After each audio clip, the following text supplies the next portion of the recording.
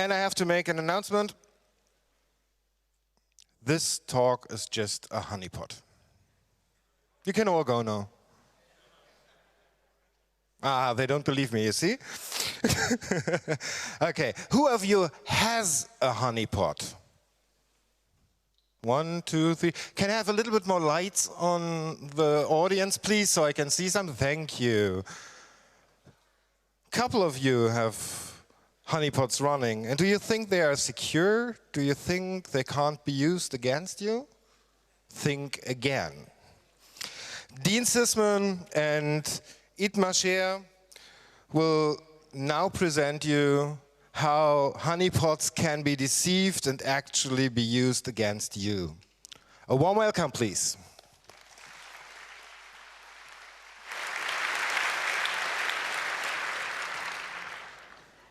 Okay, hello everyone.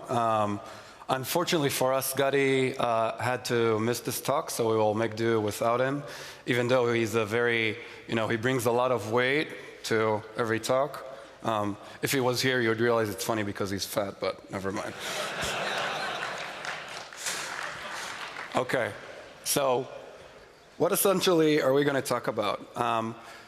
What we're going to do is show you how how a honeypot can be used for your advantage, but then how it's been used before and how we can improve on it and what disadvantages it brings when it's being used, right?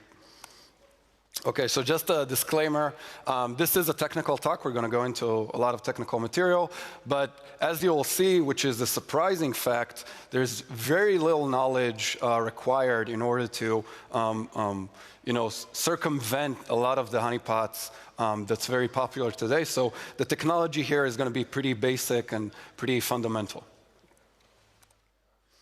And this is about us. We all work together at Symmetria. All pretty, been doing this for many, many years, and this is a big part of our lives and part of the community, obviously. Right, so first of all, I'd just like to talk about what the hell is cyber deception. It's this weird buzzword that you would imagine like a lawyer using and not really understanding what it means. What we're talking about is we would like to be able to take the attacker's behavior and his methodology and be able to impact it. Because if we're able to impact that, we're able to gain detection, mitigation, prevention, a lot of very interesting stuff that deception gives us as soon as we're able to influence the attacker's decision-making process. Right, so a lot of people have been advancing this field a lot. Even a lot of German people. Fred Cohen's Deception Toolkit was the first thing that ever came out that talked about deception. Les Spitzner and the HoneyNet project have been doing very amazing work, and they've really advanced this field a lot over the last few decades. But what we will be talking about is how the perception of what honeypots can do for us today is very different than what people usually perceive that they do. So what's the difference between an attack and an attacker, right? An attack is a specific piece of technology that changes very dynamically and is very hard to capture. And that's what a lot of the intrusion detection tools nowadays are trying to figure out how to detect. And it's very difficult. Everybody knows about the false positive problem and everything. But the attackers usually have a very definitive method of how they work, right? There's the first beachhead, which gets through spear phishing. Then you do lateral movement in the network. You gain domain or admin credentials, and then you look for the intelligence you're looking for, right? And this is very hard to change or very hard to, dynamically do differently. And this is sort of how the attacker feels like when he's inside your network, right? There's this fog of war where I've infiltrated a network, and now I want to get to the information I'm looking for, but I have no idea what's going on. And this is one of the only advantages the defenders have over an attacker, and that is that they know their network much, much better than the attacker does. So why not use that advantage for your own benefit, right? And if we look at this in a more strategic way, in the US Army, in the Air Force, they came up with this methodology called the OODA loop. And OODA means observe, orient, decide, and act. And this is like a strategic algorithm for, tactical situations. And if you can influence the observation period, then obviously you're able to influence the entire behavior of the attacker, right? So what we basically want to do is this, right? Even though this is a bad metaphor because the Wile E. Coyote usually loses to the Roadrunner. But this is essentially what deception is and what honeypots have been trying to implement, right? So this could actually be a very big change if we're able to deceive attackers, right? Because deceiving an attacker might be something that's very economically cheap but very expensive for the attacker, which is something we don't have today. And when we're talking about what's the elements of doing cyber deception, it all comes down to something very basic, which is the decoy, which is this one unit of deception in a digital network, right? Okay, so one of the advantages of doing this is that when an attacker gets to a decoy and attacks it, by definition, nobody knows about this decoy. Nobody should be accessing it. Nobody should be talking to it. We know that whoever is talking to it on our network is an attacker or some sort of threat that's looking around and doing stuff he shouldn't be doing. And this gives you very clear-cut knowledge about what's going on in your network and who's trying to do stuff they shouldn't be doing, right? And specifically, if you get any new code execution being run on that decoy, you know for 100% that new code is an attack, right? Okay, so now we're going to go into some descriptions. The most popular honeypots out there are what people call low interaction honeypots. And we'll go into defining what that is pretty soon. But what they're very useful for is malware, known malware, automatic exploitation, botnet scanning, and all that sort of stuff. But they are very limited. And the reason for that is they do emulation of stuff on the network, right? They don't do the actual stuff. They just simulate it. And then when an attacker reaches it, there's a risk for the defender. And that risk is that if the defender doesn't deceive the attacker in 100%, if an attacker is aware of being deceived, he can use that against the defender, right? If you know where a honeypot is deployed in a network and you want to attack that network, all you'll be doing is just DDoSing that honeypot, because the alerts from that will take all the attention of the defender, and then you can go about it in whichever way you want, right? Okay, so what's the difference between low interaction and high interaction honeypots? So low interaction is, like we said, is just a simulation of some network protocol. High interaction honeypots are the actual machine themselves that the attacker can actually successfully attack, right? Because we want him to be able to do whatever he's doing and feel like it's a real machine. And now for like a little understanding and terminology, is being able to fingerprint a honeypot, is that a vulnerability? Well, it's an interesting question because, for example, Tor has a lot of code execution vulnerabilities. These are pretty obviously vulnerabilities, but in Tor, what we're actually interested in finding is the user's original IP, right? Because that's the objective of Tor. So, for example, if you could find the specific IP of a Tor user, is that considered a vulnerability? Well, we feel it is, but terminology here is pretty gray area, right? Okay, so when we're talking about low interaction honeypots, those are just simulations of network services, right? It could be SMB, SMTP, DNS, all the popular stuff that hackers are looking for and wanting to exploit. It's pretty easy. Just basically what happens is people write some sort of script that implements the protocol's behavior and the way it answers queries and everything. And then we can see who's talking to us, and that way we can monitor what's an attacker and what's not. High interaction honeypots are the actual systems themselves. So for example, if I'm trying to show an SMTP server, what I'll be doing is actually have a real SMTP server running.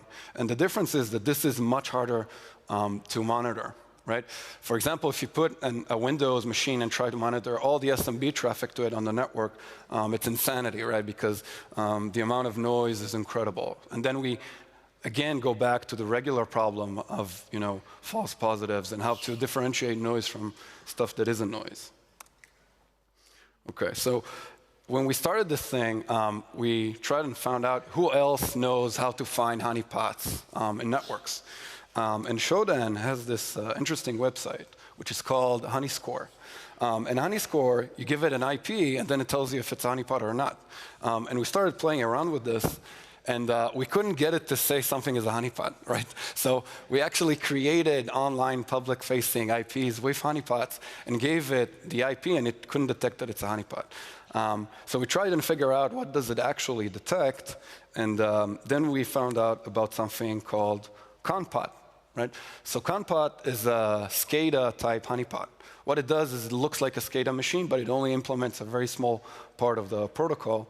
And what happens, one of the Shodan guys did some research into how conpot works. And he found out that every conpot implementation out there has the same name, which is Mauser Factory, right? Which is not very deceiving.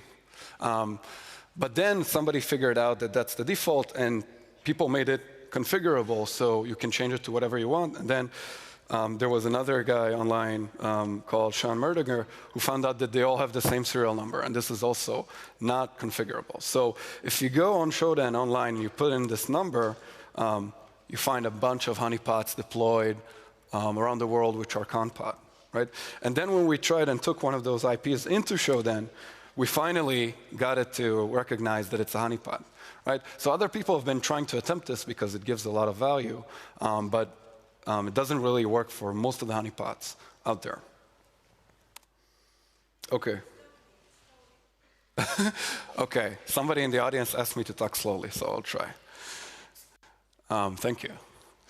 Okay, so what we will be doing is going through each project of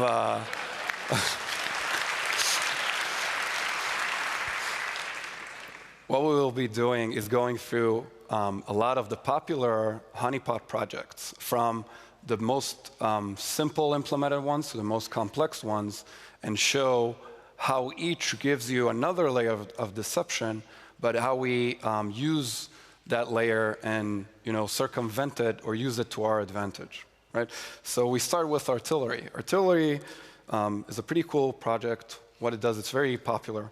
You just run it on a system, and what happens is it opens up all the ports that are closed that look like something that's interesting to an attacker, right? So SMTP, DNS, HTTP, whatever. And whenever somebody is trying to access one of those ports, what happens is this, right? So it just gives you random information when you're trying to access one of the ports that artillery set up.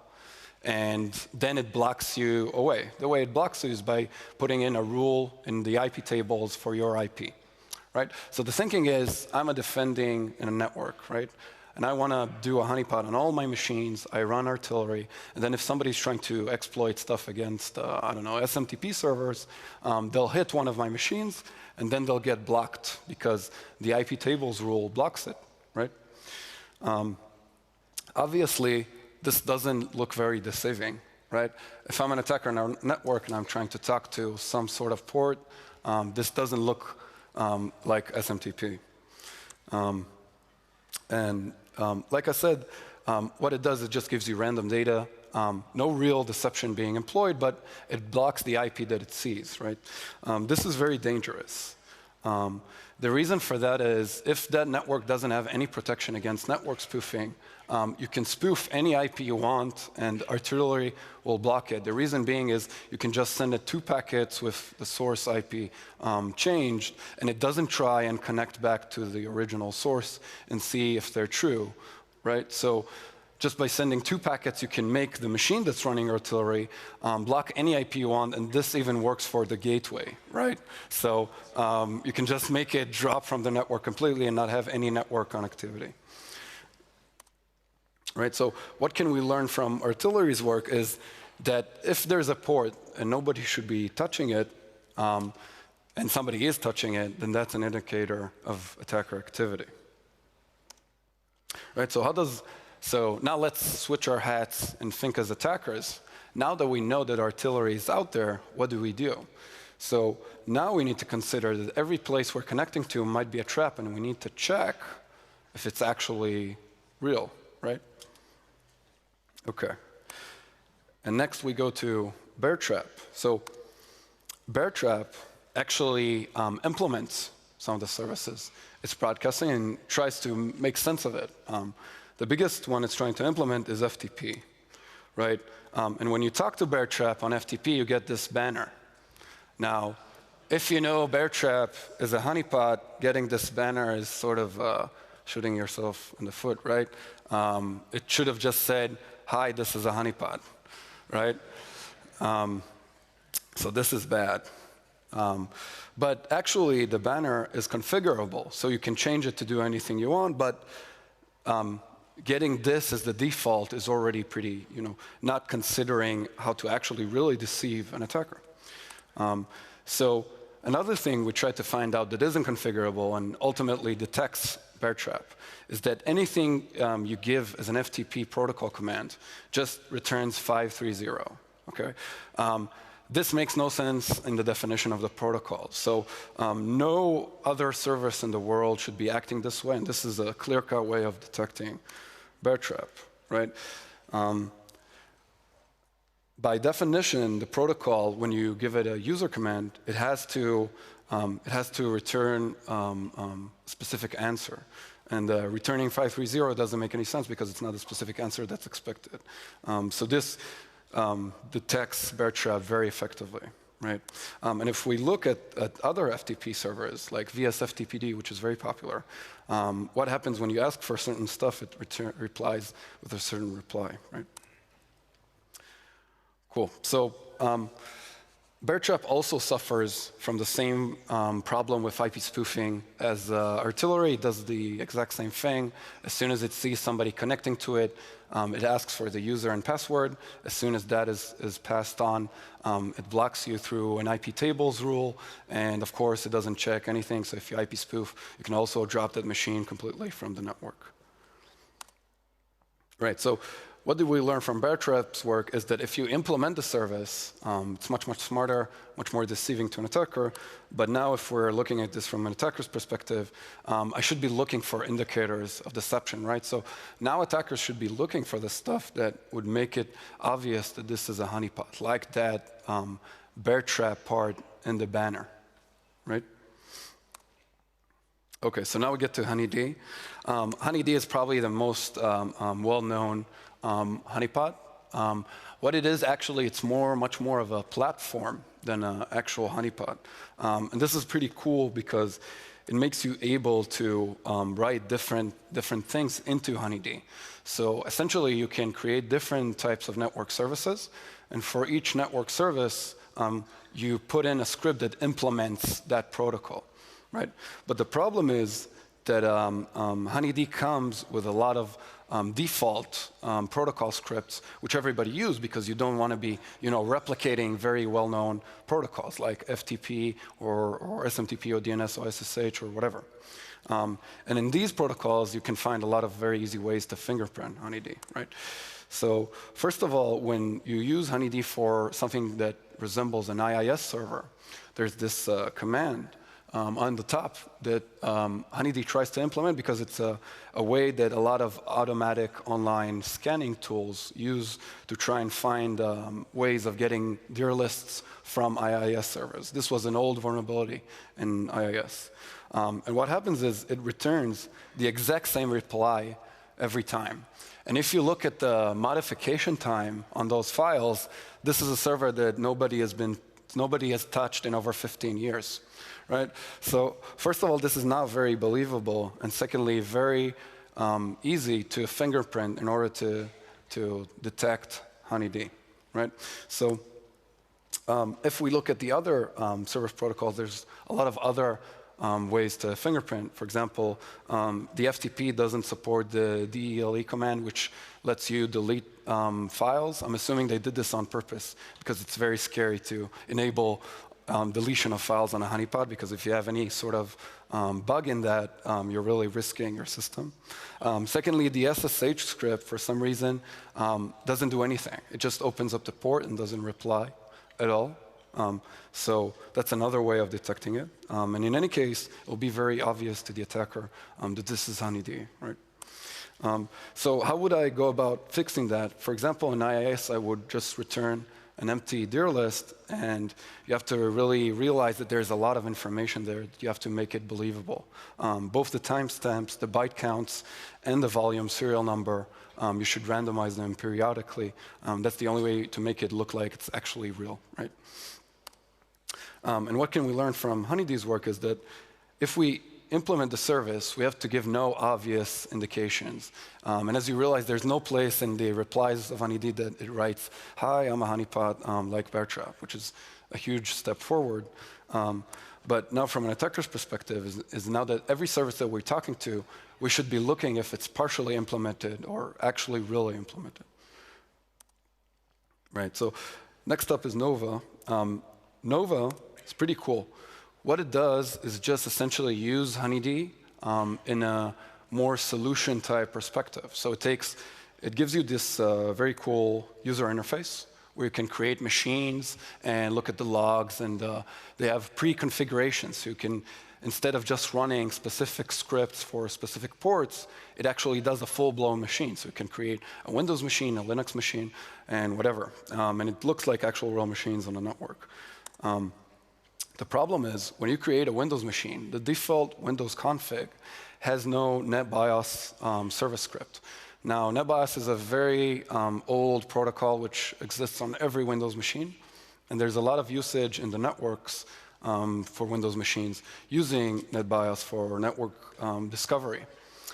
So what happens is, what Nova does in its basic configuration, its default configuration, is create an open port for NetBIOS and allow connections to it, but it doesn't implement the service at all. So there's this open port which you can talk to, but it never gives you any answer. This is a situation that would never happen on a Windows machine. The only two options is either it would talk to you, or if it's firewalled off, then the port would seem closed. Right? So this is something that clear cuts shows that this is a Nova Windows machine. Right? A possible fix for this is maybe including the latest version of Honeydee, which also has the NetBIOS script implemented, or just not opening it so it looks like it's firewalled. Right? So what can we learn from Nova's work is that we should implement the service completely.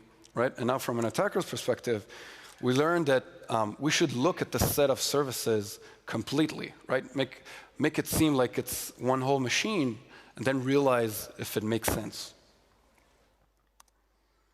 Okay, now for Kipo. So Kipo is pretty cool. Kipo is a medium interaction SSH honeypot, which means is it actually gives you an SSH shell which you can use, but this is only partially implemented, of course, because it's being monitored.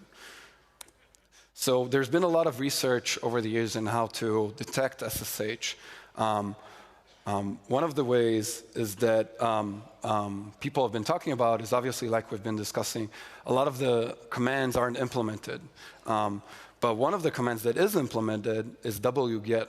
The reason wget is implemented is because when an attacker accesses that SSH honeypot, you want him to be able to download his tools, his malware, and stuff he wants to run on the machine. So they're actually implementing wget. And this is a pretty big issue, because this could be used for DDoSing other machines through the SSH honeypots. It could be used to port scan other parts of the network. And basically, you're getting your own relay against the web for everything on HTTP that you can use for yourself. Sorry. And this is a big problem. Right? Another thing that people have done is they look at how Kipo does the SSH authentication. Right? And as it turns out, this is a part from Kipo's source code. This is a fingerprinting problem that's been fixed already. What it does is it gives you, when you ask it which protocol do you want to use, it just says, I support everything. Right? And this doesn't work in the way that most or all of the SSH key exchange mechanism works. Right? So this is very clear-cut recognizing Kipo. And after all those fixes, we were interested in looking for something that, even after all that, still identifies Kipo. So we found a few things. One is that if you run the command uname, It gives you the same thing all the time. The only difference that it does is it changes the name of the machine that you chose in your configuration. Now, this is pretty cool because it gives the compile time of the kernel. This is a pretty unique identifier. So if you use the string and look it up on Google, what you get is a lot of people who are IT admins who are connecting to stuff on their network, and they're saying, guys, this is an SSH machine on my network, and it's acting really weird. I have no idea what this is. Here's the uname if you guys can figure out what's wrong with it, which is pretty funny. So a possible fix for this issue is either give the actual machine's kernel timestamp, which Kipo is running on, or just randomize it from a logical set. And what can we learn from Kipo's work is that now the honeypot not only gives you indication of the attacker's activity, it also tries to collect information from him. And this is pretty cool because the more information we get from the attacker that we can say this is the attacker's tool set or the stuff he's doing, we can create stronger mitigation, right? Because if there's an APT that's attacking us and they put the sample on that SSH Kipo machine and we block that sample, now we gain some sort of mitigation. And if we look at an attacker's perspective, now not only are we in danger of being detected, now we're in danger of being caught, right, or mitigated against that network we're attacking. Okay, and the next up is Dionea. Dionea is a very impressive project. If I'll go ahead and read the description, Dionea's intention is to trap malware exploiting vulnerabilities exposed by services offered to a network. The ultimate goal is gaining a copy of the malware. And this is exactly what we talked about. The ultimate goal of deception against attackers is gaining their tools, right? Gaining the malware, gaining the CNC server, gaining the exploit, the credentials, whatever, right? This will, in the end, lead to effective mitigation, which is very, the holy grail of security. So there used to be a very easy way of detecting Dionea. If you would scan Dionea with an Nmap, you would get an MSSQL server that says, I'm a Dionea honeypot MSSQL server. Again, this is a problem since it's obvious. And this is now a very good way of deceiving attackers. And this has been fixed in the past. It doesn't do that today. But something very interesting we realized when we were researching Dionea, and we talked to Marcus, the maintainer of the project, who's a very awesome guy, and they're doing a lot of very cool work. Somebody sent Marcus, he told him, when I'm working with Dionea, there's a lot of stuff that doesn't behave like the usual thing I would think is behind the honeypot would behave, right? There's a lot of stuff that behave weird, and people could detect the honeypot through that. And then he says, by the end, which is something interesting, well, I'm totally aware of the problems you point out, but besides from these three are just the tip of the iceberg, there is very little I can do about it. And this basically means that all the people maintaining the honeypot, different projects, realize that this will never be able to deceive an advanced attacker. Somebody who's aware of he might be interacting with a honeypot will always have ways of detecting low interaction type honeypots. Right? So for example, in Dionea, something new that we discovered is that when you run the HTTPS service in Dionea, it's signed by a certificate, and that certificate's issuer is Dionea's URL, which is not very deceiving, right? Secondly, if you use the FTP service, it allows you to log in using any username and password combination.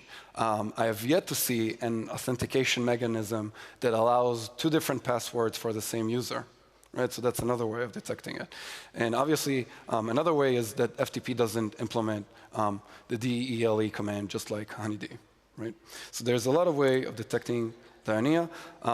What can we learn from Dionea's work is that they try and make their services exploitable to known exploits. So for example, they have a way of capturing Conficker and Blaster and all these really popular worms that exploit different services.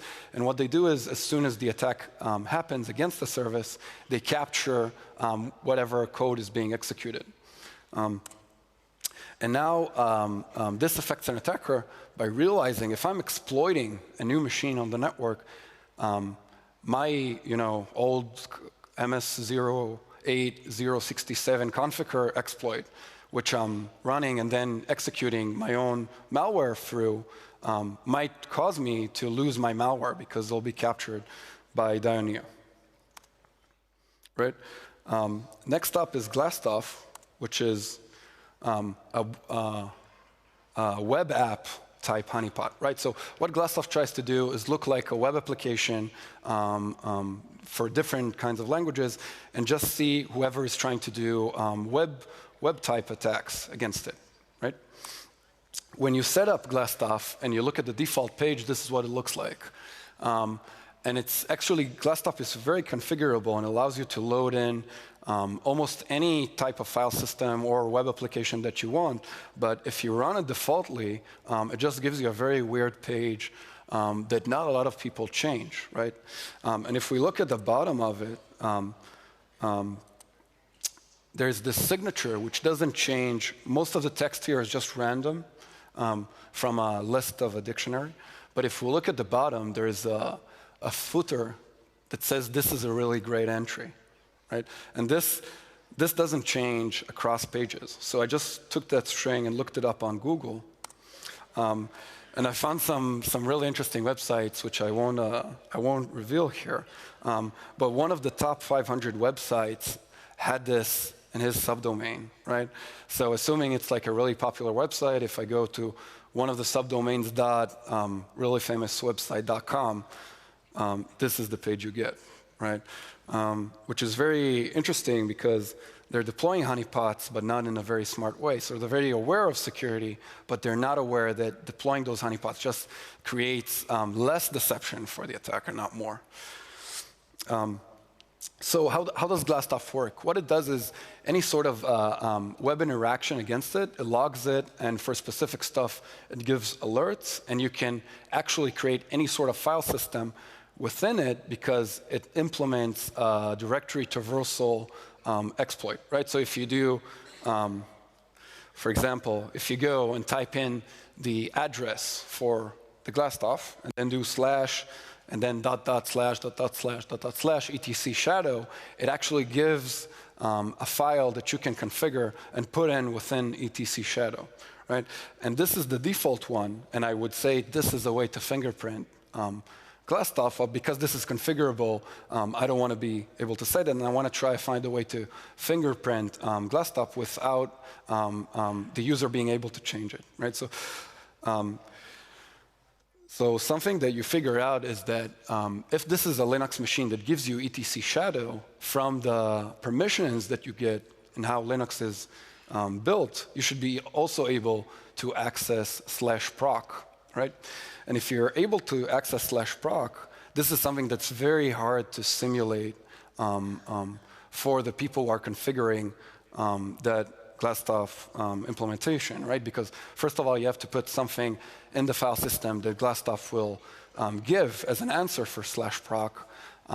And secondly, once people have realized that this gives the actual answer, it has to fit the actual process running Glassstuff, because that process is within /proc, right? So for example, if I would go ahead and look at all /proc and all the /PIDs and /S maps, I could find Glassstuff's own memory statistics, right? And I could use this to see if this is actually correlating to what I'm seeing on the website by doing more HTTP requests and stuff like that. So no matter what, I'm able to realize this is not a real server unless there's an actual real server behind this. So this is a way to always detect Glassstuff without doing any configurable stuff. And the way I would fix this is just return permission denied on /proc, but this again doesn't make sense in a Linux sort of way. So it's not an actual real fix. And what can we learn from Glassstaff fork is that Glassstaff is the first one that lets you actually load the file system for that machine. So it's not only giving you network type services to deceive the attacker, also the actual machine's content, right? And for an attacker, this risks you in attribution, right? Because you have an online connection against that machine and you're putting in stuff into the file system which you are interested in. So for example, Defender could put different types of files and see which files are being taken and where they are taken to. Right, and the last one is KF Sensor. Now, KF Sensor is interesting because it's an actual product. It's a honeypot for Windows. It's not open source. It actually costs money. It's been around for, I don't know, I think like more than 10 years. If you go to its website, it looks like AOL in the year 2000. But actually, a lot of people are actually buying and using it. And it works somewhat well. It gives you this very large graphical interface which you can use and configure almost every single type of service on a Windows machine that you'll want. But it's pretty weird for a lot of reasons. When you do the default configuration, it gives you alerts on broadcast requests. So this is pretty bad because essentially what it means is you'll be getting alerts all the time automatically as soon as you put it into the network. And the default configuration for the software also makes this siren sound as soon as there's an alert. So whenever we were working with it in our research, you would just set it up and you would just hear this ooh, ooh, ooh all the time going on. So it gave us a lot of... It was awful. It was horrible. Yeah. So it gave us a lot of humorous moments during our research. So how do you identify KF Sensor? So if you set up the HTTP service, it gives you this default website, which you can just, again, Google up online for the source code, and then you find a lot of different KF Sensor deployments because this is the default website that nobody else has. When enabling HTTPS, the port is open, but it doesn't implement the service at all. This is similar to what happened in some of the other examples we've said. And it also has a configurable amount of concurrent connections before it blocks somebody. And then it's vulnerable to what we talked about that Bear Trap and Artillery are vulnerable for. That's if the network doesn't protect from IP spoofing, it just allows you to drop machines from the network as much as you want. Okay, so what can we learn from KF Sensor's work is that even outside the open source ecosystem, the issues are still the same. So this is not something that just comes from being open source projects. This is from any type of low interaction honeypot that's trying to be implemented. Cool. So now after we had all these types of ways of figuring out deployment and how to detect honeypots, we said, let's just look everywhere in the world that honeypots are deployed. Maybe it'll be interesting. And what we did was we used the ZMAP project, which is a way of scanning all the internet very quickly. And we took one of their scans, daily scans for HTTPS certificate information, and we did it for 1 day. This was for the 14th of July in 2015. And we looked at who would have the Dianea certificate, which is the, remember, dianea.carnivore.it, right? And every website that has that as HTTPS is by definition a Dianea honeypot, right? So this is the results. Not very high resolution. It's very obvious to see that the most honeypots in the world for that day that are Dianea is Taiwan. Second place is the United States, and then all the other countries are pretty, much less significant. This is the complete country number deployment. The way we figured out which country belongs to which IP is through regular geolocation IP methods. So this hinges on the validity of those methods. And there's a few interesting stuff here. For example, you can see a lot of countries you wouldn't expect to have honeypots, like Tanzania or Zambia, which actually have more Dianea honeypots than Russia, for example. Other countries which you would think are here are not, like Israel, my home country, which does a lot of cybersecurity. And some interesting countries are here, like Iran, for example, which we will go into shortly. So then we tried and figured out which organizations are hosting these honeypots. The biggest one was there's one Taiwanese ISP that hosted a huge amount of honeypots. I'm thinking just the guy there really loves Dianea. He's like, oh my God, every spare IP I have, I'll just forward to a Dianea machine. I think there's another guy just like him in the United States in one of the universities. I'd love to get those two guys to meet. That would be an interesting meeting. Another one in Taiwan, another university there. And one of the more interesting ones is that there's one of the top cloud providers had 80 honeypots in his network. But what's interesting is they publish what IP ranges the cloud is in, and there's the other IP ranges which are part of the organization that aren't part of the cloud. And some of the IPs we saw for honeypots were not in the cloud range. So it's either hiding what's the real cloud ranges of it, or it's just honeypots within its corporate network, right? Some specific interesting organizations which we've anonymized. There's a Ministry of Defense for one of the European countries, an international economic organization, one of the US municipal authorities, and a South African financial services company, which is a pretty random list. I have no idea why, but it's just interesting to see. Some more organizations, Taiwanese government authority and a computer manufacturer, a Japanese infrastructure project, another Cambodian government authority. And there's actually a malware research blog. And this is an interesting story. I go into the blog and it hosts mx0. The name of the blog, as Dianea. So it tried to look like one of its mail servers is Dianea. And then when I went into the blog itself, the guy was talking about how he was capturing malware samples using honeypots he was deploying. So it's pretty funny. I thought about doing something and then seeing if he'll blog about it again, but then I decided it's a little too much into the black hat territory. And one of the only organization that we will reveal, the Iranian oil company does deployment for Dianea. It's actually one of the subdomains for oil.ir. So I guess the guy running the Iranian national oil company really likes cybersecurity, and he has Dianea deployed in one of its subdomains. So when I saw that the oil.ir website has Dianea, I said, let's go into, I saw that it also serves HTTP, not only HTTPS, and then I was interested in seeing what I'll get when I'll log into it, and guess what I got? So this is the default website for Glassstaff, and I said, it has Dianea on HTTPS, and it has Glassstaff on HTTP. Maybe there's some sort of something that packages a lot of honeypots together. And then I came across something called the Modern Honey Network.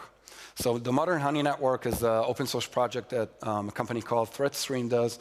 And what it basically does is just packages a lot of different honeypots and scripts into one machine, which you can just run, deploy honeypots, and then you gain a lot of the default type configurations of a bunch of honeypots. So lessons learned, right? So these flaws are really easy, really simple to find. They are by design, so no low interaction honeypot can avoid having these types of flaws.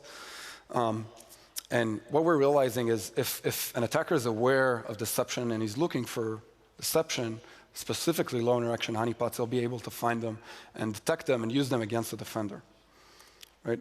So what can we do to do this better, right? What would a good way of doing deception look like? So let's just go through every single layer that we did and see what was the cause of the problem, right? So first of all, we need to supply the service itself. Then we need to supply the whole service, so implement the entire protocol. Then we need to make the set of services make sense as a complete machine. Then we need to make that service exploitable for known exploits. right? So the attacker will actually succeed and will gain his malware that's being installed. Then, hopefully, what we would want to do is make those services exploitable to unknown exploits, like O-Days. And the problem with that is that if you don't know how the O-Day works, how do you simulate the way of being exploitable to it, right? And the future fantasy is that the machine is an actual real machine in every way and form for the attacker, right?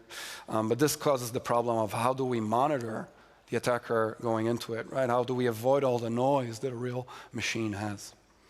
And I made a pyramid of what that looks like. All the stuff, every layer you need to implement in order to have that, optimistically best type of honeypot or deception or decoy against an attacker. We'll be releasing code when responsible disclosure is concluded and all the projects can fix all the different issues. And we really just want to thank all the different people who have been advancing honeypots over the years, because you gain a lot of value from running those projects, and they took a lot of work. And what this talk was about is bringing that view that it helps against the low-level type of attacks, but the high-level type of APT threats will not only not be deceived by it, but can use it against the defender, and that's what our talk was generally about. All these people helped us in our research, and we thank them a lot. I won't read all the names because it's just a huge list. And that's it.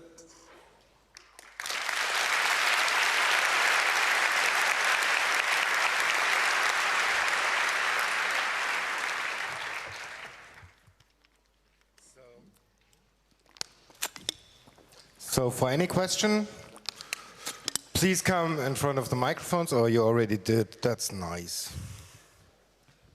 Okay, let's start with microphone 1. Yes. So hello, thank you. Following your talk, there is a very simple idea I had directly in my mind.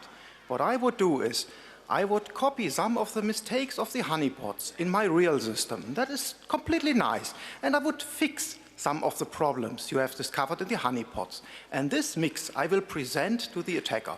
I think this will be fun. Okay. Well, I think one thing that is worth noting is that some of the honeypots projects actually had a decent, they provided decent deception tactics. But if you just deploy the default configuration without thinking about it and just thinking, oh, I'm secured, then this is not the good thing to do. So you just need to really think about the consequences of what you're doing when you're deploying in honeypot. A question from the internet?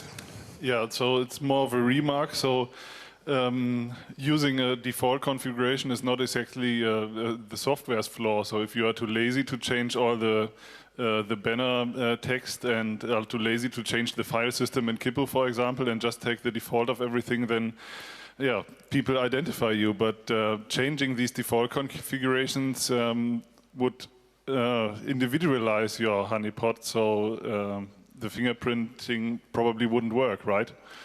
Yeah, so this is a true remark. For every project that we've researched, we have a way of detecting it no matter which configuration it has.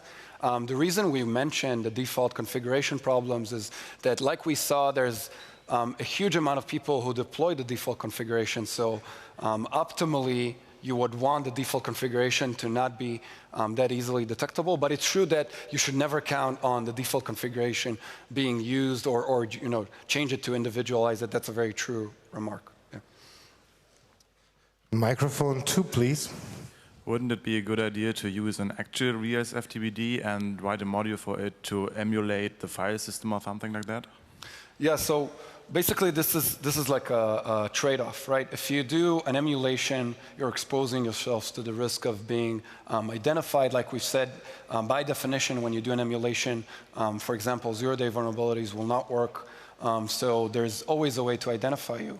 If you do the actual real machine, then the problem is how do you differentiate the noise and the regular stuff going on from what an attacker will do. Or, for example, how do you even see the attacker's interaction if you don't monitor every part of the protocol, right? So, for example, in Kipo, during the SSH key exchange, you wouldn't be able to figure out that what he was doing was something malicious because it's something that you don't know is an attacker's interaction versus just, I don't know, like something that's scanning the network or something like that, right? Microphone 4, please. Okay, so what if I turn it around? What if I make my real services look like honeypots and like make them give up before trying? That's a very cool idea. There's actually a friend of ours who does a startup who does exactly that. He makes the real machines look like honeypots, and that way tries to make attackers not attack them. Yeah, cool idea. Microphone 1, please. Well, I didn't quite understood how I get the attacker to attack my honeypot and not my real website. Yeah, so you're talking about what Honeypots is trying to solve is if an attacker attacks a machine you control, how now you can detect him and realize that he's an attacker, but you're talking about a problem that's underlying and it's very big, but we didn't discuss it, and that is how do we get the attacker to actually attack that honeypot? So you have to make it look like something interesting. One of the examples we gave, for example, that malware researcher's blog, what he did was gave it an interesting subdomain under his domain to make it look like a mail server, right? The mx0 his domain, which is a default name for mail servers. But this is a whole other issue that you have to solve when you're doing deception, which is very true. Yeah. A question from the internet, please. So have you actually broken any honeypots in your research? So we weren't trying to look for code execution type vulnerabilities. Firstly, because it doesn't give you any sort of value. What we're trying to do more is more like a methodological type of conclusions. So we didn't try, and so we don't know if there are or aren't. Microphone number 1, please. Just to answer to the question the other gentleman asked, and you said, how do you tell if it's an attacker? One method I'm using is I use, say, actual secure shell, but use a PAM module that watches for standard, the top 10,000 standard passwords that people try when they're trying to brute force. Okay, you don't get to steal the malware or anything, but if you have that within your network and you see someone trying to log onto your SSH with those passwords, you're going to have a bad day. There's someone in your network. So that's one method of, you would know that was an attack because it's not someone mistyping their password. It's an actual well-known brute force password. Yeah, this is true. This is one of the basic methods of doing high interaction honeypots, which are actually real and believable. Yeah, cool. Any more questions? Yes, the internet has some more questions. Just one short one. So would it be a good configuration to take one default honeypot and then several individualized ones to make the attacker believe that the individualized ones are more real? Would be interesting. The cool thing about deception is there's so many ways to do it, and there's so many ways of thinking about what's the perception of the attacker and using it against them. So yeah, there's a lot of stuff you could do. Yeah, and one of the basic things that you need to take into account when you're talking about deception, there's different levels of deception. If for example, what you're trying to dealing with is mainly script kiddies, then you don't need to deploy high interaction honeypots and real machines, which is pretty costly. You can just deploy the honeypot that we discussed about, just not with the default configurations that is obviously broken. You have another question from the internet? No? Any other questions from the room? No? I close the talk now. Thank you very much. Thank you very much.